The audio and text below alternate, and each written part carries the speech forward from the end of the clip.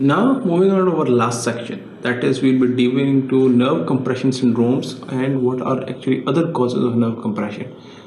Compartment syndrome is a very unfortunate disorder, especially associated with acute trauma. And if the compartment pressure, especially the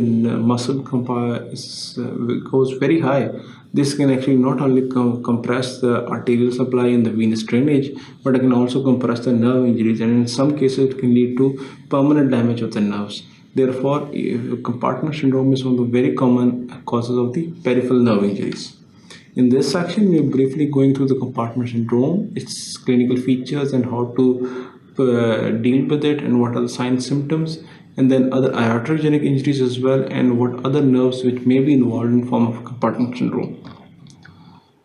So, what are the other causes of the peripheral nerve injuries? It could be compartment syndrome, which could be due to acute trauma, or for example, for any reason, if the compartment pressure has increased due to edema, infiltration, or collection of blood over there, this can lead to compression of the arteries as well, supply as well the venous drainage and the nerves.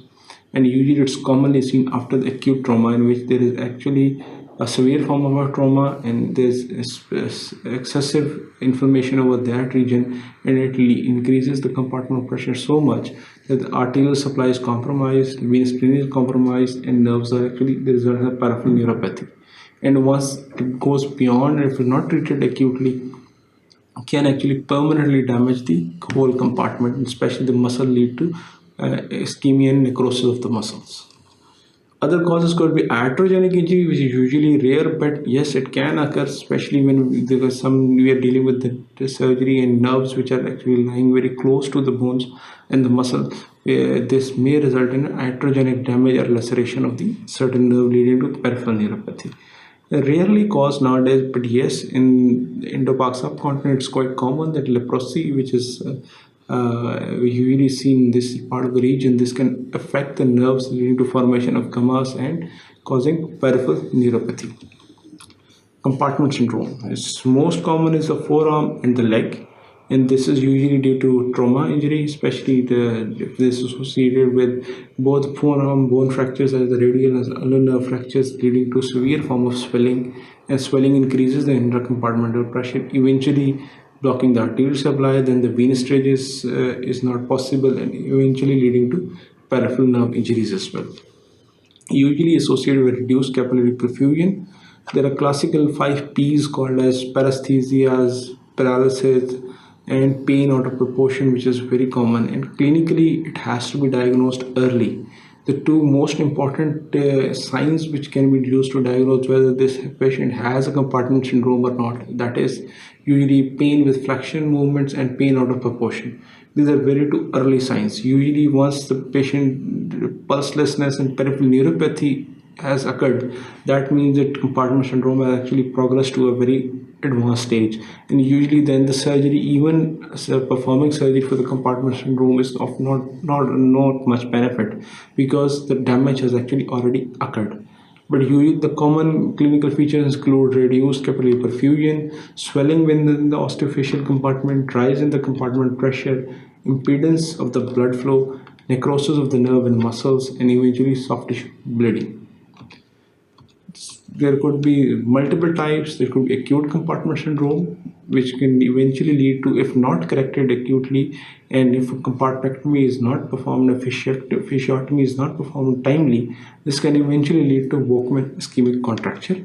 Then there's chronic compartment syndrome, which is, although not of an acute emergency and usually not associated with a trauma or something like that, but especially can be seen in marathon runners and those runners who are doing some kind of training, that the muscle bulk is actually increased, and during the vigorous phase of the exercise, the muscle bulk is so much that it actually impedes the blood flow to the muscles and surrounding areas, therefore leading to that kind of a scenario where there is a transient increase in the interosseous pressure, leading to arterial and venous drainage.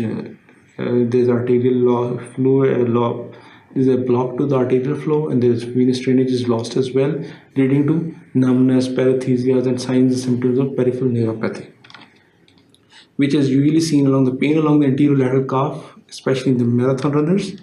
There may be swelling and muscular exertion associated with it, Ischemia of the deep peroneal nerve is very common and diagnosed from the history. That the patient usually, when he comes in, he says, when I run, I have this problem, but when I take rest, it usually resolves after within 1 to 2 hours.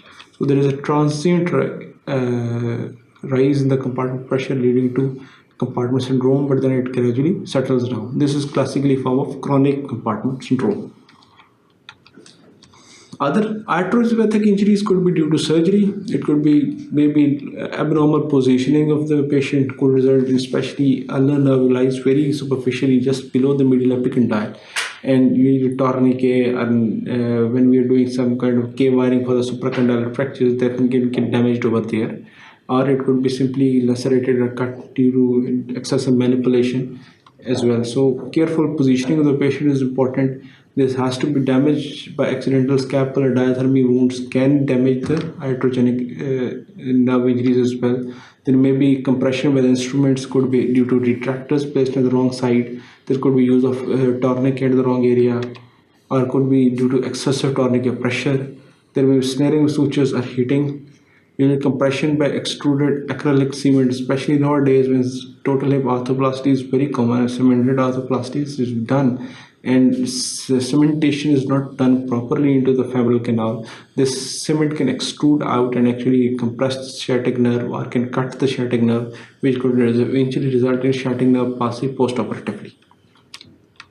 Other causes could be manipulative, pressure, attraction, and injections or irradiation. But we have to be very careful when we're doing the surgery that neurovascular bundle has to be protected, and because we don't want to give more harm to the patient. So it is very important not to do too much iatrogenic injuries, although the incidence is very rare.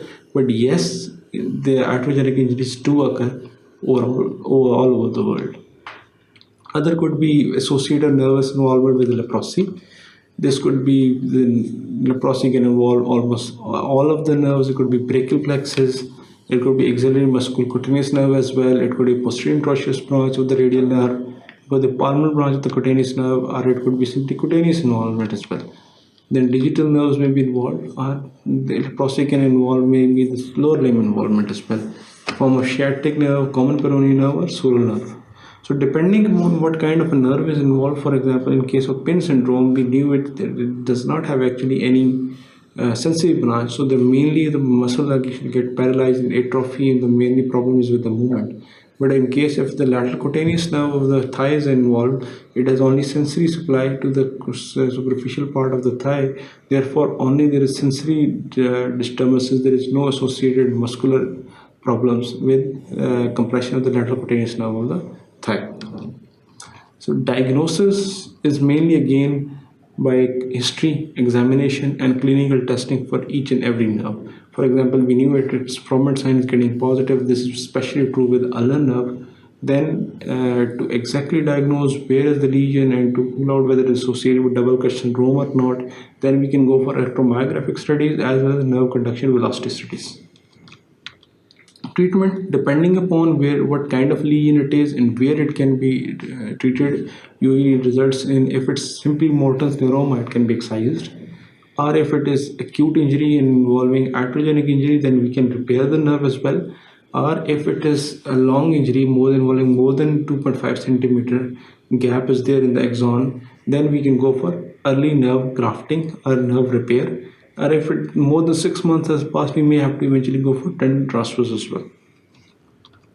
Prevention is awareness, well-rehearsed surgery and operation, and nerve repair is usually must be, the distal neurovascular bundle must be checked post-operatively as well.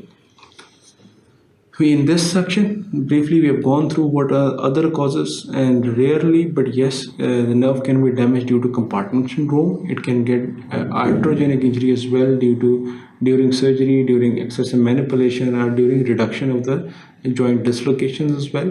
And rarely, leprosy can also affect the nerves as well. Thank you very much. Keep watching sqadia.com.